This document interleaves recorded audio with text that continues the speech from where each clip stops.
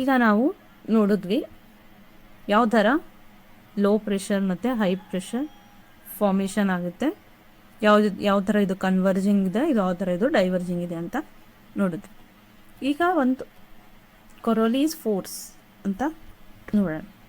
ಕೊರೋಲಿ force ಅಂದರೆ ಏನು ಅಂತಂದರೆ, ಯಾವುದೇ ಒಂದು ಬಾಡಿ ಅದು ರೊಟೇಟ್ ಆಗ್ತಾ ಇದೆ, ಇಫ್ ಇಟ್ ಈಸ್ ರೊಟೇಟಿಂಗ್, ಒಂದು ಫೋರ್ಸು ಇದ್ರ ಮೇಲೆ ಆ್ಯಕ್ಟ್ ಆಗುತ್ತೆ, ಅದನ್ನು ಕೊರೋಲೀಸ್ ಫೋರ್ಸ್ ಅಂತ ಕರಿತೀವಿ. ಈ ಒಂದು ಬಾಡಿ ಈ ಥರ ರೊಟೇಟ್ ಆಗ್ತಾ ಇದೆ ಅಂತಂದರೆ, if 2 people are playing ball ಅಂದರೆ ಇಲ್ಲಿನ ಪರ್ಸನ್ ಎ ಬಿ ಅಂತ ತಗೊಂಡ್ರೆ, ಬಿ ಎಗೆ ಒಂದು ಬಾಲ್ನ ಥ್ರೋ ಮಾಡ್ತಾ ಇದ್ದಾನೆ, ಇದು ಬಾಡಿ ರೊಟೇಟ್ ಆಗ್ತಾ ಇಲ್ಲ, ಇಟ್ ಈಸ್ ಸ್ಟಿಲ್, ಈ ಥರ ಡೈರೆಕ್ಟ್ ಹೋಗುತ್ತೆ. But if this is rotating, if this body ಅವ್ರು ಎದ್ರ ಮೇಲೆ ಕೂತಿದ್ದಾರೆ ಅದು ರೊಟೇಟ್ ಆಗ್ತಿದೆ ಅಂತಂದರೆ ಏನಾಗುತ್ತೆ ಅಂತಂದರೆ, ಈ ಥರ ಬಾಲ್ ಸ್ಟ್ರೇಟ್ ಹೋಗೋದಿಲ್ಲ, ಈ ಥರ ಡಿಫ್ಲೆಕ್ಟ್ ಆಗುತ್ತೆ. ಇದೇ ಫೋರ್ಸ್ನ ನಾವು ಕೊರೋಲೀಸ್ ಫೋರ್ಸ್ ಅಂತ ಕರಿತೀವಿ. ಇದು ಯಾಕಾಗುತ್ತೆ ಅಂತಂದರೆ, difference in the relative speed. ಇದೆ ರಿಲೇಟಿವ್ ಸ್ಪೀಡ್ ಅಂದರೆ ಏನು ಅಂತಂದರೆ, ಅರ್ತ್ ಈ ಥರ ಜಿಯರ್ಡ್ ಶೇಪಲ್ಲಿದೆ. ಸೊ ಇಲ್ಲೇನಾಗುತ್ತೆ, ಈಕ್ವೇಟರಲ್ಲಿ ಜಾಸ್ತಿ ಸರ್ಕಂಫರೆನ್ಸ್ ಇರೋದು ಕಾರಣ ರೊಟೇಟ್ ಸ್ಪೀಡ್ ಏನಿದೆ ಜಾಸ್ತಿ ಇದೆ ಈಕ್ವೇಟರ್ ರೀಜನಲ್ಲಿ, ಬಟ್ ಪೋಲಲ್ಲಿ ಕಡಿಮೆ ಇದೆ. ಈ ಥರ difference in the speed, rotating speed of earth ಇಂದ ಫಾರ್ಮ್ ಆಗೋದು Coriolis force.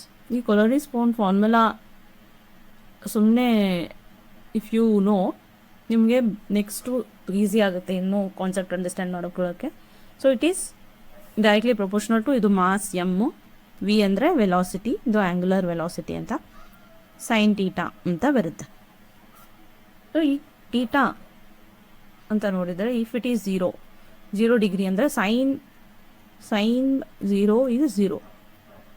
So theta is 90 degree ಅಂತ ಅಂದರೆ sign 90 is 1.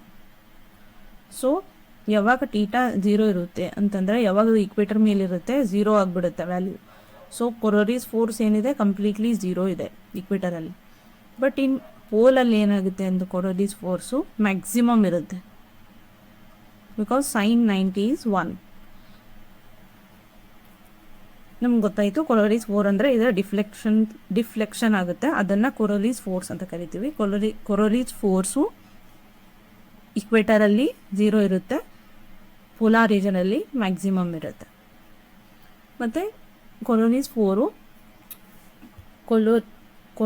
Force is directly proportional to angular velocity. ಅಂದರೆ ಎಷ್ಟು ಸ್ಪೀಡ್ ಜಾಸ್ತಿ ಇದ್ದರೆ ಏನಾಗುತ್ತೆ ಅಂತಂದರೆ, ಕೊರೋಲೀಸ್ ಫೋರ್ಸ್ ಅಂದರೆ ಡಿಫ್ಲೆಕ್ಷನು ಜಾಸ್ತಿ ಆಗುತ್ತೆ. ಸೊ ಇವಾಗ ನಾವು ಪ್ರೆಷರ್ಸ್ ಬಗ್ಗೆ ಓದಿದ್ವಿ, ಕೊರೋಲೀಸ್ ಫೋರ್ಸ್ ಬಗ್ಗೆ ನೋಡಿದ್ವಿ. ಈಗ ಅರ್ತ್ ಮೇಲೆ ಪ್ರೆಷರ್ ಬೆಲ್ಟ್ಸ್ ಕ್ರಿಯೇಟ್ ಆಗಿದೆ, ಅದು ಯಾವ್ಯಾವ ಥರ ಇದೆ ಅಂತ ನೋಡೋಣ. ಇದು ಈಕ್ವೇಟರ್ ರೀಜನು. ಈ ಈಕ್ವೇಟರ್ ರೀಜನಲ್ಲಿ ಏನಾಗುತ್ತೆ, ಸೋಲಾರ್ ರೇಡಿಯೇಷನ್ ಜಾಸ್ತಿ ಬೀಳುತ್ತೆ. ಸೋಲಾರ್ ರೇಡಿಯೇಷನ್ ಜಾಸ್ತಿ ಬೀಳೋದು ಏನಾಗುತ್ತೆ ಅಂತಂದರೆ, ಇಲ್ಲಿ ಇರೋ ಏರು ಹೀಟ್ ಆಗುತ್ತೆ, ಹೀಟಾಗಿ ಮೇಲೆ ರೈಸ್ ಆಗುತ್ತೆ. ಈ ಥರ ಇದು ಲೋ ಪ್ರೆಷರ್, ಯಾಕಂದರೆ ಸನ್ ರೇಡಿಯೇಷನಿಂದ ಇದು ಹೀಟಾಗಿ ಎಲ್ಲ ಇಲ್ಲಿರೋ ಏರು ರೈಸ್ ಆಗುತ್ತೆ. ಸೊ ಇಲ್ಲಿ ಲೋ ಪ್ರೆಷರ್ ಕ್ರಿಯೇಟ್ ಆಗುತ್ತೆ. ಈ ಥರ ಮೇಲೆ ರೈಸ್ ಆಗಿ ಕ್ಲೌಡ್ಸ್ ಫಾರ್ಮೇಷನ್ ಆಗುತ್ತೆ. ಮತ್ತು ರೈನ್ಫಾಲು ಈ ರೀಜನಲ್ಲಿ ನೋಡ್ತೀವಿ, ಈಕ್ವೇಟರ್ ರೀಜನಲ್ಲಿ ನಾವು ನೋಡ್ತೀವಿ. ಈ ಥರ ಲೋ ಪ್ರೆಷರ್ ಹಿಂಗೆ ಮೇಲೆ ಬಂದು ಏರು ಏನಾಗುತ್ತೆ, ಇಲ್ಲಿ ಜಾಸ್ತಿ ಲೋ ಪ್ರೆಷರ್ ಅಂದರೆ ಏನು ಅಂತಂದರೆ, ತುಂಬ ಕಡಿಮೆ ಗ್ಯಾಸಸ್ ತುಂಬ ಕಡಿಮೆ ಇದೆ, ಈ 1, 2 ಈ ಥರ. ಹೈ ಪ್ರೆಷರು ಅಂತಂದರೆ ಗ್ಯಾಸಸ್ ಜಾಸ್ತಿ ಇದೆ ಅಂತ, ಈ ಥರ ತುಂಬ ಹತ್ರದಲ್ಲಿ ಇದೆ. ಸೊ ಯಾವಾಗ ಹೀಟ್ ಅರ್ತ್ ಮೇಲೆ ರೀಚ್ ಆಗುತ್ತೋ, ಇದು ಅರ್ತ್ ಯಾವಾಗ ಹೀಟ್ ಆಗುತ್ತೋ ಅವಾಗ ಏನಾಗುತ್ತೆ, ಈ ಗ್ಯಾಸಸ್ ಹೀಟಾಗಿ ಮೇಲ್ ರೈಸ್ ಆಗುತ್ತೆ. ಸೊ ಇಲ್ಲಿ ಏನೂ ಉಳ್ಕೊಳ್ಳೋದಿಲ್ಲ, ಇದು ಮೇಲ್ ರೈಸ್ ಆಗುತ್ತೆ, ಗ್ಯಾಸಸ್ ಏನಾಗುತ್ತೆ ಮೇಲ್ ರೈಸ್ ಆಗುತ್ತೆ. ಸೊ ಇಲ್ಲಿ ಲೋ ಪ್ರೆಷರ್ ಕ್ರಿಯೇಟ್ ಆಗುತ್ತೆ. ಇಲ್ಲಿ ಲೋ ಪ್ರೆಷರ್ ಕ್ರಿಯೇಟ್ ಆದಾಗ ಇದು ಮೇಲೆ ಇಲ್ಲಿ ರೈಸ್ ಆಗಿ ಕ್ಲೌಡ್ ಫಾರ್ಮೇಷನ್ ಆಗುತ್ತೆ. ಇಲ್ಲಿ ಮೇಲೆ ಇದೆಲ್ಲ ಗ್ಯಾಸಸ್ ಮೇಲೆ ಹೋದಾಗ ಇಲ್ಲೇನಾಗುತ್ತೆ, ಹೈ ಪ್ರೆಷರ್ ಆಗುತ್ತೆ. So high pressure is diverging. ಈ ಥರ ಡೈವರ್ಜ್ ಆಗಿ ಏನಾಗುತ್ತೆ, ಈ ಕೂಲ್ ಏರು ಒಂದು ಕಡೆ ಬಂದು ಈ ಥರ ಬಂದು ಬೀಳುತ್ತೆ. ಅದು ಎಲ್ಲಿ ಬೀಳುತ್ತೆ ಅಂತಂದರೆ ಅರೌಂಡ್ 30 ಡಿಗ್ರಿ. ಯಾವಾಗ ಏರು ಕೆಳಗಡೆ ಬಂದು ಬೀಳುತ್ತೋ, ಈ ಥರ ಸಬ್ಡಕ್ಟ್ ಆಗುತ್ತೋ, ಅಲ್ಲಿ ಹೈ ಪ್ರೆಷರ್ ಕ್ರಿಯೇಟ್ ಆಗುತ್ತೆ. ಸೊ ಇದು high pressure belt. Equator region is low pressure belt and around 30 degree subtropical region ಇದು ಹೈ ಪ್ರೆಷರ್ ಬೆಲ್ಟ್ ಅಂತ ಕರಿತೇವೆ, ಅಥವಾ ಇದನ್ನು ನಾವು ಸಬ್ ಟ್ರಾಪಿಕಲ್ ಹೈ ಅಂತ ಕರಿತೀವಿ. ಇದು ಈಕ್ವೇಟರಲ್ಲಿ ಇಕ್ವಿಟೋರಿಯಲ್ ಲೋ ಅಂತ ಕರಿತೇವೆ. ಇದನ್ನು ನಾವು ಹಾರ್ಸ್ ಬೆಲ್ಟ್ ಅಂತಲೂ ಕರಿತೇವೆ, ಹಾರ್ಸ್ ಬೆಲ್ಟ್ ಅಂತ ಕರಿತೀವಿ. ಓಕೆ, ಈ ಥರ ಏರ್ ರೈಸ್ ಆಗಿ ಡೈವರ್ಜ್ ಆಗಿ ಅರೌಂಡ್ 30 ಡಿಗ್ರಿ ಸಬ್ಡಕ್ಟ್ ಆಗ್ತಿದೆ. ಯಾವಾಗ ಈ ಥರ ನಾವು ನೋಡಿದ್ವಿ, ಹೈ ಪ್ರೆಷರಿಂದ ವಿಂಡ್ ಏನಾಗುತ್ತೆ, ಲೋ ಪ್ರೆಷರ್ವರೆಗೂ ಬರುತ್ತೆ. ಸೊ ವಿಂಡ್ ಈ ಥರ ಬರಬೇಕು ಅಲ್ವಾ. ಬಟ್ ಏನಾಗ್ತಿದೆ, ಅರ್ತ್ ರೊಟೇಟ್ ಆಗ್ತಿದೆ. ಸೊ ಕೊರೋದೀಸ್ ಫೋರ್ಸು ಇದ್ರ ಮೇಲೆ ಆ್ಯಕ್ಟ್ ಆಗುತ್ತೆ. ಅವಾಗ ಏನಾಗುತ್ತೆ ಅಂತಂದರೆ, ಇನ್ನು ಮೇಲಿಂದ ಬರ್ತಿರೋ ನಾರ್ದರ್ನ್ ಹೆಮಿಸ್ಫಿಯರಲ್ಲಿ ಏನಾಗುತ್ತೆ, ಕೊರೋದೀಸ್ ಫೋರ್ಸಿಂದ ವಿಂಡು ರೈಟ್ ಡಿಫ್ಲೆಕ್ಟ್ ಆಗುತ್ತೆ.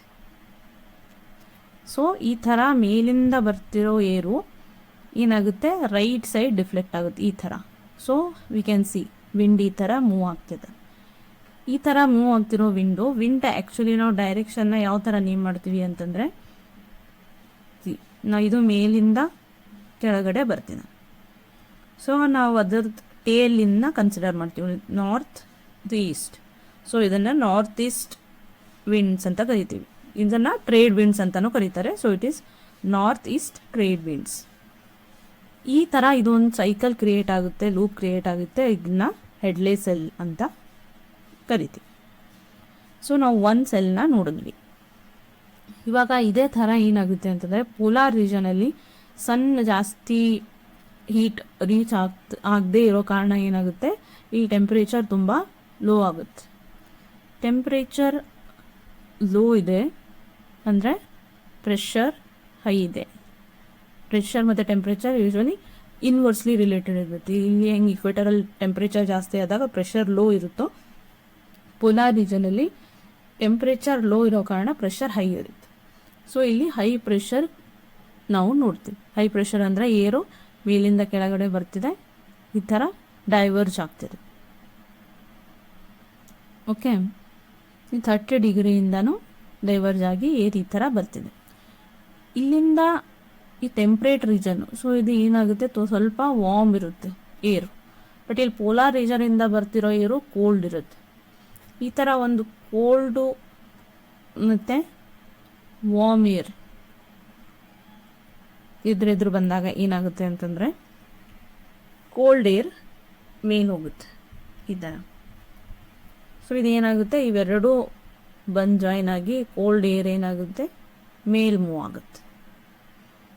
ಸೊ ಈ ಥರ ಮೇಲ್ ಮೂವ್ ಆಗ್ತಿರೋ ಇದು ಒಂದು ರೀಸನ್. ಕೋಲ್ಡ್ ಮತ್ತು ಏರ್ ಮತ್ತು ವಾರ್ಮ್ ಏರ್ ಬಂದು ಕೊಲೈಡ್ ಆದಾಗ ವಾರ್ಮ್ ಏರ್ ಮೇಲೆ ಹೋಗೋದು. ಇನ್ನೊಂದು ರೀಸನ್ ಏನು ಅಂತಂದರೆ ರೊಟೇಷನ್ ಆಫ್ ಅರ್ತ್ ರೊಟೇಟ್ ಆಗ್ತಿರೋ ಕಾರಣ ಏನಾಗುತ್ತೆ, ಒಂದು ಏರ್ ಏನಾಗುತ್ತೆ, ಈ ಥರ ಹೊರಗಡೆ ರೊಟೇಟ್ ಆದಾಗ ಒಂದು ಸೆಂಟ್ರಿಫ್ಯೂಗಲ್ ಫೋರ್ಸ್ ಅಂತ ಆ್ಯಕ್ಟ್ ಆಗುತ್ತೆ, ಹೊರಗಡೆ ಮೂವ್ ಆಗ್ತಾ ಇದೆ. ಸೊ ಇದೇನಾಗುತ್ತೆ, ಈ ಥರ ಏನು ಮೇಲ್ ಮೂವ್ ಆಗ್ತಾ ಹೋಗುತ್ತೆ. ಇದು ಮೇಲ್ ಮೂವ್ ಆದಾಗ ಇಲ್ಲಿ ಮತ್ತೆ ಈ ಥರ ಒಂದು ಲೂಪ್ ಕ್ರಿಯೇಟ್ ಆಗುತ್ತೆ. ಇದನ್ನು ನಾವು ಏನಂತ ಕರಿತೀವಿ ಅಂತಂದರೆ ಫೆರಲ್ ಸೆಲ್ ಅಂತ ಕರೀತಾರೆ. ಸೊ ಇಲ್ಲಿ ಪೋಲಾರ್ ರೀಜನಲ್ಲಿ ಇನ್ನೊಂದು ಸೆಲ್ನ ಕ್ರಿಯೇಟ್ ಆಗುತ್ತೆ, ಅದು ಪೋಲಾರ್ ಸೆಲ್ ಅಂತ ಕರಿತೀವಿ. ಸೊ ನಾವು ನೋಡಿದ್ವಿ ಈ ಥರ 3 ಸೆಲ್ ಕ್ರಿಯೇಟ್ ಆಗುತ್ತೆ. ಈ ಇಕ್ವೇಟರಲ್ಲಿ Hadley cell, subtropical high ಇಂದ ಪೋಲಾರ್ ಸಬ್ ಪೋಲಾರ್ ಲೋ ಏನಾಗುತ್ತೆ, ಫೆರಲ್ ಸೆಲ್ ಇರುತ್ತೆ. ಇಲ್ಲಿಂದ ಪೋಲಾರ್ ರೀಜನ್ವರೆಗೂ polar cell. So equator, subtropical high, ಇದು ಲೋ, ಇದು ಹೈ, ಇದು ಲೋ ಮತ್ತು ಇದು ಹೈ. ಸೊ ಈಕ್ವೇಟರಲ್ಲಿ ಲೋ ಅಂದರೆ ಪೋಲಾರಲ್ಲಿ ಹೈ, ಸಬ್ ಟ್ರಾಪಿಕಲಲ್ಲಿ ಹೈ, ಸಬ್ ಪೋಲಾರಲ್ಲಿ low. Low high low high. Okay, ಇದು ಏನದು ಪ್ರೆಷರ್ ಇದು.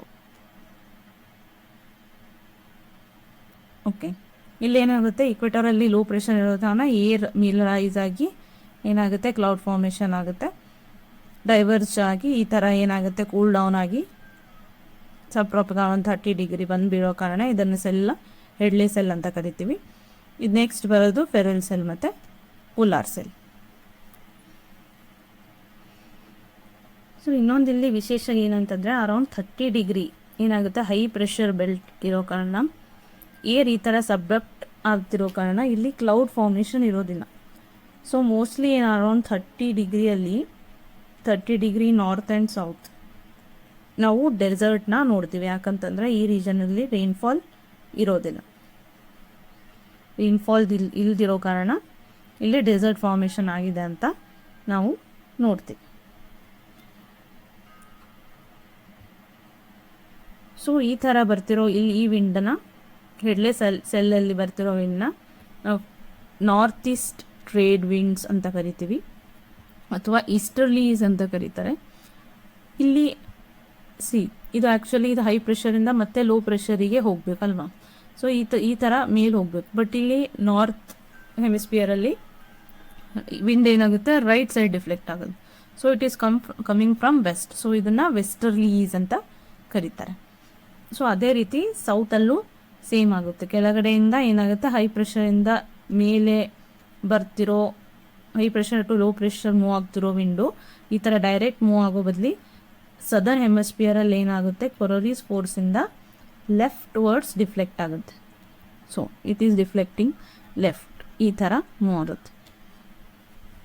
ಓಕೆ, ನಾವು 3 ಟೈಪ್ಸ್ ಆಫ್ ವಿಂಡ್ ನಾವು ಇದನ್ನು ನೋಡ್ತೀವಿ: easterlies, westerlies, polar easterlies. Subtropical ಹೈಯಿಂದ ಇಕ್ವಿಟೋರಿಯಲ್ ರೀಜನಿಂದ ಮೂವ್ ಆಗ್ತಿರೋದು ಈಸ್ಟರ್ಲೀಸ್. ಅದೇ ಪೋಲಾರ್ ರೀಜನಿಂದ ಸಬ್ ಪೋಲಾರ್ ಲೋ ಇಂದ ಸಬ್ ಟ್ರಾಪಿಕಲ್ ಹೈಯಲ್ಲಿ ಮೂವ್ ಆಗ್ತಿರೋದು ವೆಸ್ಟರ್ಲೀಸು, ಮತ್ತು ಪೋಲಾರ್ ರೀಜನಲ್ಲಿ ಮೂವ್ ಆಗ್ತಿರೋದು ಏನು, ಈಸ್ಟರ್ಲೀಸ್. ಪೋಲಾರ್ ಈಸ್ಟರ್ಲೀಸ್ ಅಂತ ಕರೀತಾರೆ. ಸೊ ಇದನ್ನು ನಾವು ಪ್ಲಾನೆಟರಿ ವಿಂಡ್ಸ್ ಅಂತ ಕರಿತೀವಿ. 3 types: easterlies, westerlies, polar easterlies. ಈ ವಿಂಡ್ಸಿಂದನೇ ಏನಾಗುತ್ತೆ, ಮುಂದೆ ನಮಗೆ ಓಷನಲ್ಲಿ ವಾಟರ್ ಮೂಮೆಂಟ್ ಆಗಿರ್ಬೋದು, ಮೇಲೆ ಏರ್ ಮೂಮೆಂಟು ಇದೇ ವಿಂಡ್ಸಿಂದ ಆಗುತ್ತೆ. ಸೊ ನೆಕ್ಸ್ಟ್ ನಾವು ಟೆಂಪ್ರೇಚರ್ ವೇರಿಯೇಷನ್ ಬಗ್ಗೆ ನೋಡೋಣ. ಟೆಂಪ್ರೇಚರ್ ವೇರಿಯೇಷನ್ ನಾವು ನೋಡಿದ್ವಿ ಫಸ್ಟ್ ಸ್ಲೈಡಲ್ಲಿ. ಲೈಕ್ ಈಕ್ವೆಟರ್ ಟು ಪೋಲ್ವರ್ಡ್ ಏನಾಗುತ್ತೆ, ಟೆಂಪ್ರೇಚರ್ ಡಿಕ್ರೀಸ್ ಆಗ್ತಾ ಹೋಗುತ್ತೆ. ಮತ್ತು ಅರ್ತಿಂದನೂ ಮೇಲ್ ವರ್ಟಿಕಲಿ ಲ್ಯಾಟಿಟ್ಯೂಡ್ ವೈಸು ನೋಡಿದ್ವಿ ಅಂತಂದರೆ ಟೆಂಪ್ರೇಚರು ಡಿಕ್ರೀಸ್ ಆಗುತ್ತೆ. ಎಷ್ಟು ಡಿಕ್ರೀಸ್ ಆಗುತ್ತೆ ಅಂತಂದರೆ 1 ಕಿಲೋಮೀಟರ್ ಅರ್ತಿಂದ ಮೇಲ್ ಹೋದರೆ ಅರೌಂಡ್ 6.5 ಡಿಗ್ರಿ ಸೆಲ್ಸಿಯಸ್ ಕಡಿಮೆ ಆಗುತ್ತೆ, ಅಥವಾ 165 degree Celsius 1 degree Celsius reduce ಆಗುತ್ತೆ. ಇಫ್ ಯು 165 ಮೀಟರ್ಸ್ ಮೇಲೆ ಹೋದರೆ 1 ಡಿಗ್ರಿ ಸೆಲ್ಸಿಯಸ್ ಕಡಿಮೆ ಆಗುತ್ತೆ, ಅಥವಾ 1 ಕಿಲೋಮೀಟರ್ ಮೇಲೆ ಹೋದರೆ 6.5 ಡಿಗ್ರಿ ಸೆಲ್ಸಿಯಸ್ ಕಡಿಮೆ ಆಗುತ್ತೆ. ಈ ಥರ ಮೇಲೆ ಹೋಗ್ತಾ ಹೋಗ್ತಾ ಟೆಂಪ್ರೇಚರ್ ಯೂಶ್ವಲಿ ಕಡಿಮೆ ಆಗುತ್ತೆ. ಬಟ್ ಕೆಲವರು ಟೈಮಲ್ಲಿ ಏನಾಗುತ್ತೆ, ಟೆಂಪ್ರೇಚರ್ ಇನ್ವರ್ಷನ್ ಆಗುತ್ತೆ. ಏನಂತಂದರೆ ಮೇಲೆ ಹೋಗ್ತಾ ಹೋಗ್ತಾ ಆ್ಯಕ್ಚುಲಿ ಟೆಂಪ್ರೇಚರ್ ರೆಡ್ಯೂಸ್ ಆಗಬೇಕು, ಬಟ್ ಏನಾಗುತ್ತೆ ಅಂತಂದರೆ ಕೆಲವು ಟೈಮಲ್ಲಿ ಟೆಂಪ್ರೇಚರ್ ಅದು ಇನ್ಕ್ರೀಸ್ ಆಗುತ್ತೆ. ಅದನ್ನು ನಾವು ಟೆಂಪ್ರೇಚರ್ ಇನ್ವರ್ಷನ್ ಅಂತ ಕರಿತೀವಿ. ಇದು ಎಲ್ಲಾಗುತ್ತೆ ಅಂತಂದರೆ ಅದು ಟೈಮು ವಿಂಟರ್ ಸೀಸನ್ ಇರಬೇಕು.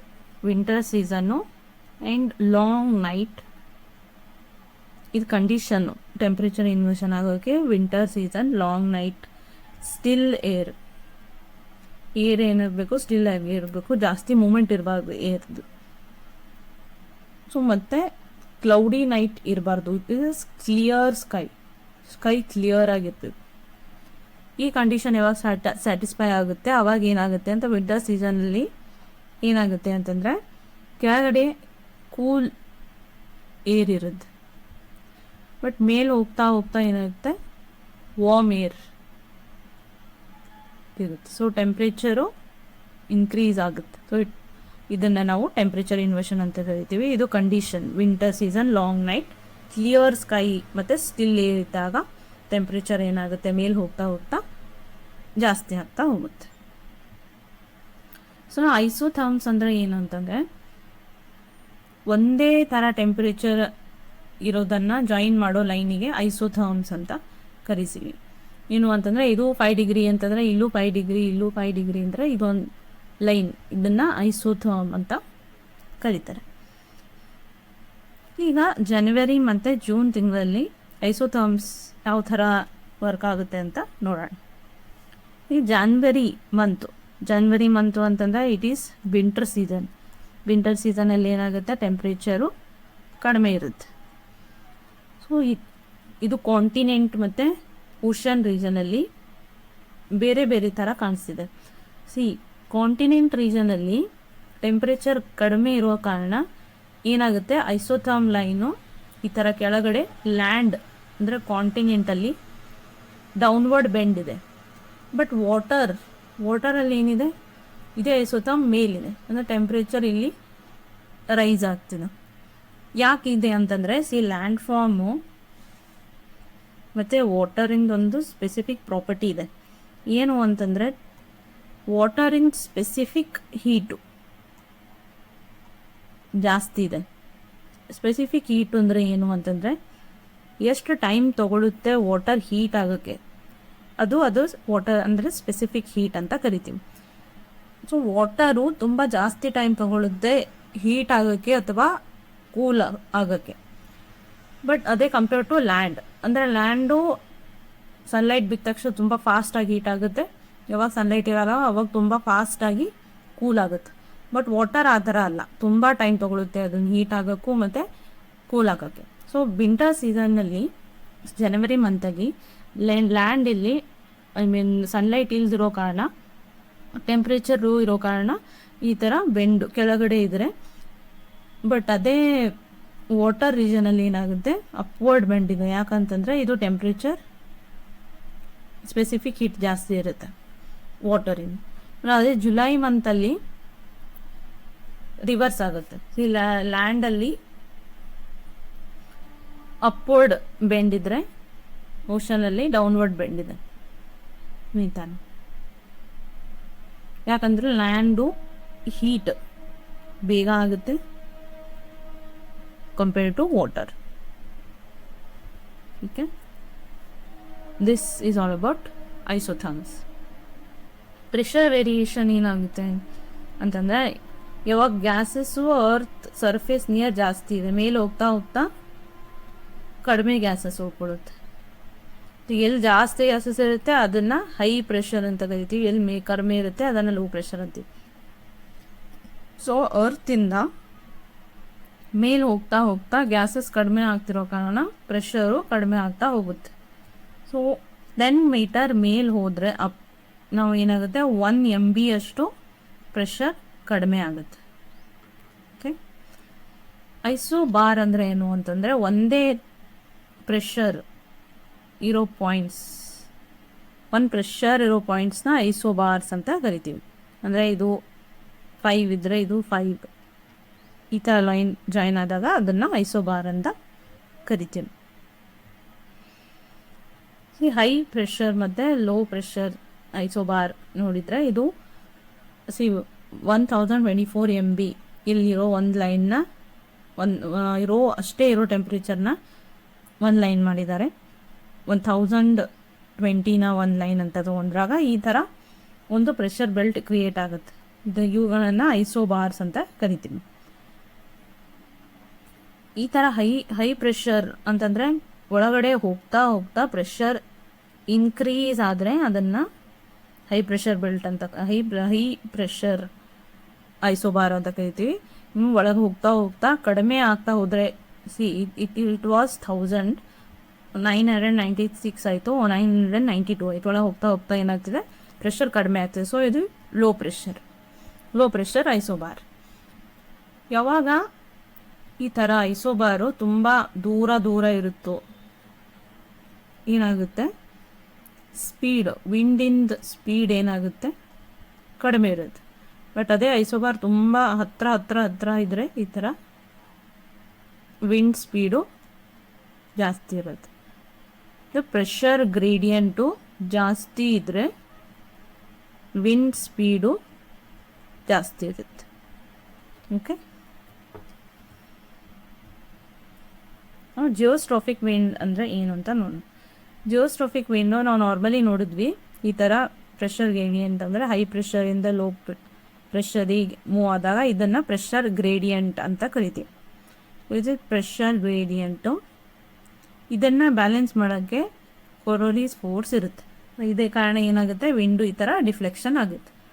ಬಟ್ ಜಿಯೋಸ್ಟ್ರಾಫಿಕ್ ವಿಂಡಲ್ಲಿ ಏನಾಗುತ್ತೆ ಅಂದರೆ ಪ್ರೆಷರ್ ಗ್ರೇಡಿಯಂಟ್ ಅಂದರೆ ಹೈ ಪ್ರೆಷರು, ಇದು ಲೋ ಪ್ರೆಷರು, ವಿಂಡ್ ಈ ಥರ ಮೂವ್ ಆಗ್ತಾ ಇದೆ, ಇದು ಪ್ರೆಷರ್ ಗ್ರೇಡಿಯಂಟ್ ಫೋರ್ಸ್ ಅಂತ ಕರಿತೀವಿ. ಇದನ್ನು ಬ್ಯಾಲೆನ್ಸ್ ಮಾಡೋದು ಕೊರೋಲಿಸ್ ಫೋರ್ಸ್. ಈ ಥರ ಪರ್ಪೆಂಡಿಕ್ಯುಲರ್ ಈ ಥರ 180 ಡಿಗ್ರಿಯಲ್ಲಿ ಫೋರ್ಸ್ನ ಒಂದಕ್ಕೊಂದು ರಿಫ್ಲೆಕ್ಟ್ ಆಗ್ತಿರೋ ಕಾರಣ ಏನಾಗುತ್ತೆ ಅಂತಂದರೆ ಇದು ವಿಂಡು ಪ್ಯಾರಲಲ್ ಆಗಿ ಮೂವ್ ಆಗುತ್ತೆ. ಇದಕ್ಕೆ ಪ್ರೆಷರ್ ಬೆಲ್ಟಿಗೆ ಇದೇನಿದೆ ಇದು ಪ್ರೆಷರ್ ಬೆಲ್ಟಿಗೆ ವಿಂಡು ಪ್ಯಾರಲಲ್ ಆಗಿ ಮೂವ್ ಆಗುತ್ತೆ. ಐಸೋಬಾರ್ ಅಂತ ಕರಿತೀವಿ. So when pressure gradient force is balanced by Coriolis force, wind is moving parallel. ಈ ಥರ see this is a isobar. Wind parallel ಆಗಿ ಐಸೋಬಾರಿಗೆ ಮೂವ್ ಆಗ್ತಿದೆ. ಸೊ ಅದಕ್ಕೆ ನಾವು ಜಿಯೋಸ್ಟ್ರಾಫಿಕ್ ವಿಂಡ್ ಅಂತ ಕರಿತೀವಿ. ಜಿಯೋಸ್ಟ್ರಾಫಿಕ್ ವಿಂಡ್ ಫ್ರಿಕ್ಷನಲ್ ಫೋರ್ಸು ಇರೋದಿಲ್ಲ ಇದಕ್ಕೆ ಜಾಸ್ತಿ, ಯಾಕಂದರೆ ಇದು ಅಪ್ಪರ್ ಅಟ್ಮಾಸ್ಫಿಯರಲ್ಲಿ ಫ್ಲೋ ಆಗ್ತಿರುತ್ತೆ. ಫ್ರಿಕ್ಷನ್ 0 ಇರುತ್ತೆ, ತುಂಬ ಕಡಿಮೆ ಇರುತ್ತೆ. ಅಪ್ಪರ್ ರೀಜನಲ್ಲಿ ಫ್ಲೋ ಆಗ್ತಿರೋ wind which is flowing parallel to isobar, ಅದಕ್ಕೆ ನಾವು ಜಿಯೋಸ್ಟ್ರಾಫಿಕ್ ವಿಂಡ್ ಅಂತ ಕರಿತೇವೆ. ಸೊ ಗೈಸ್, ನಾವು ಇವತ್ತು ಈ ಕ್ಲಾಸಲ್ಲಿ ನೋಡಿದ್ವಿ ಅಟ್ಮಾಸ್ಫಿಯರ್ ಸ್ಟ್ರಕ್ಚರ್ ಬಗ್ಗೆ ಸ್ಟಡಿ ಮಾಡಿದ್ವಿ, ಮತ್ತು ಟೆಂಪ್ರೇಚರ್, ವಾಟರ್ ವೇಪರ್ ವೇರಿಯೇಷನ್ಸ್ ಬಗ್ಗೆ ನೋಡಿದ್ವಿ. ಪ್ರೆಷರ್ ಬೆಲ್ಟ್ಸ್ ಹೆಂಗೆ ಕ್ರಿಯೇಟ್ ಆಗುತ್ತೆ, ಪ್ರೆಷರ್ ಬೆಲ್ಟ್ಸ್ ಅಂದರೆ ಏನು, easterlies, westerlies, polar easterlies wind ಬಗ್ಗೆ ಸ್ಟಡಿ ಮಾಡಿದ್ವಿ. ಮತ್ತು pressure belt, low pressure belt ಅಂದರೆ ಏನು, ಹೈ ಪ್ರೆಷರ್ ಬೆಲ್ಟ್ ಅಂದರೆ ಏನು, ಟೆಂಪ್ರೇಚರ್ ಮತ್ತು ಪ್ರೆಷರ್ ವೇರಿಯೇಷನ್ ಹಿಂಗಾಗುತ್ತೆ ಅಂತ ನೋಡಿದ್ವಿ. ಸೊ ಫ್ರೆಂಡ್ಸ್, ನಿಮಗೆಲ್ಲ ಈ ಕ್ಲಾಸಸ್ ಇಷ್ಟ ಆದರೆ ಸಬ್ಸ್ಕ್ರೈಬ್ ಮಾಡಿ, ಲೈಕ್ ಮಾಡಿ, ನಿಮ್ಮ ಫ್ರೆಂಡ್ಸಿಗೂ ಎಲ್ಲ ಈ ಕ್ಲಾಸಸ್ನ ಸಜೆಸ್ಟ್ ಮಾಡಿ. Thank you friends.